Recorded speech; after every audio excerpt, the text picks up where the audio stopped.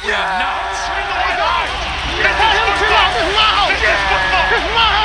the big leagues. Welcome to the big leagues. Speed or technique? It's no doubt that in the sport of football, both are pivotal. Which one's more important? Which one has the edge?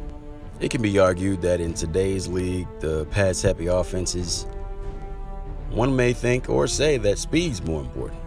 Who's quickest off the ball? Who's quickest to their positions? Who's quickest to go on a slant, post, the Hail Mary, to go straight for the post? Going for the Hail Mary. Who's the best at that? And I feel like a lot of coaches, when they go into this draft nowadays, when they go to scouting and looking up new players, they are concerned about how fast they are. Because let's be real, if you get a guy that has Randy Moss or Tyreek Hill speed, Tyreek Hill alone, man, his nickname is the Cheetah, then you may have something special, especially if you have a coach that knows where and when to utilize him and his talent. There's no doubt that if you have a wide receiver that has great speed, he can tear up the defensive backs. Linebackers, coaches love it when they have a wide receiver against a linebacker in the slot or something like that. They will love it, especially if the guy has speed. There's no way the linebacker can touch him unless he himself has some speed. The same can be said about the defensive side of the ball as well.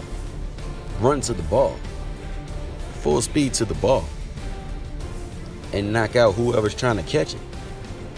It's a very dangerous thing in this league, and more and more teams are realizing that and trying to find their unique way on how to have speed and take advantage of it to exploit the defense. But at the same time, there are also defenses out there that are using speed with their DBs, their linebackers. The linebackers have to be fast these days with them being matched up with not just running backs now, but also tight ends and, like I said earlier, wide receivers in the slot.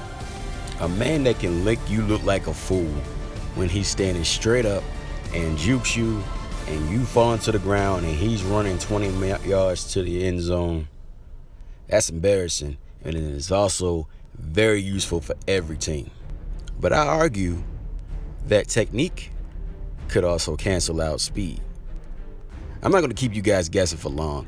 My winner here in this debate, in this versus episode, without a shadow of a doubt, is technique.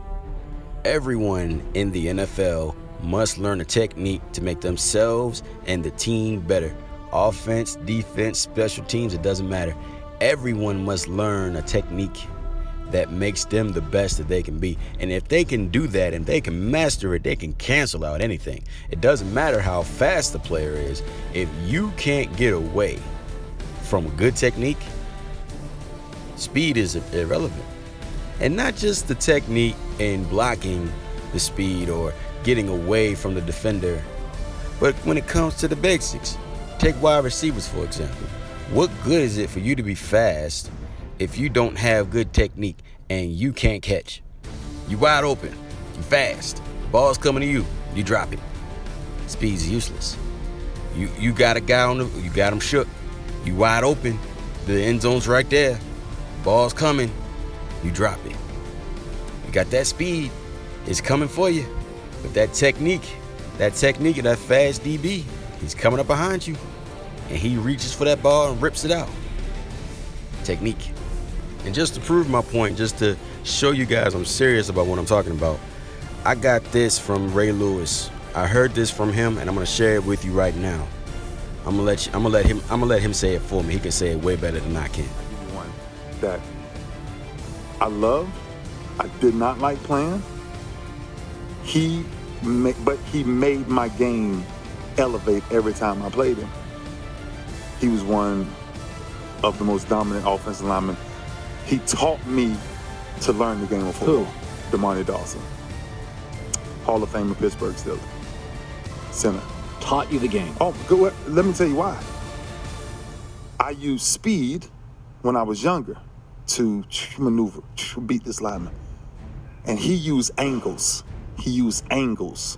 On how he can get in front and cut you off. And then, so when I was playing at 5 yards depth against him, he would beat me to the point every time. So you had to learn angles and speed. Absolutely. So now you go, and now, so I went from a 5 split to a 3 split. almost a 3.5 split when I knew they was in a certain formation. But it's the science that this guy made me. I never forget it. Me and Marvin Lewis talked yesterday on the phone, and I came to Marvin and I said, Marvin, how do I beat Dermontti Dawson? How do I beat him? Ray Lewis is one of the best that has ever done this. He's one of the best. And even he learned that he had to do more to be fast. Because with seasoned veterans like Dermontti Dawson figured out, hey, I'm not the fastest guy out here, and I'm getting up there in age. I got to figure out a way that I can slow down these fast guys, these young bucks.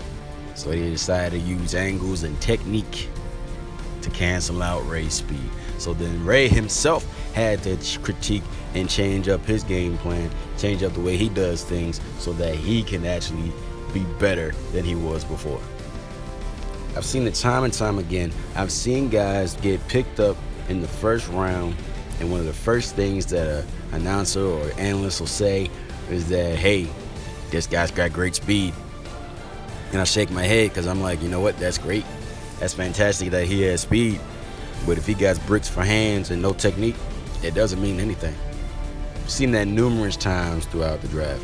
Guys that should have been picked in the first round, picked in the second and third, and they make every team that didn't pick them regret it.